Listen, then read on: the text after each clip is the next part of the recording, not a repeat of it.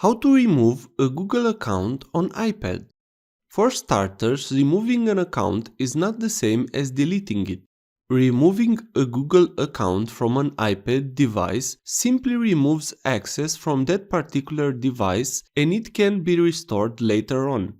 However, any information stored through the account on that device will be lost. That includes things like email, contacts, and settings.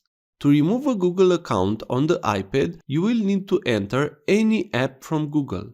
You can do this on your Gmail app, YouTube app, or any other app. So let's tap on Gmail. Tap on the profile icon. To remove a Google account on an iPad, tap on Manage Accounts on this device. Tap on the button Remove from this device.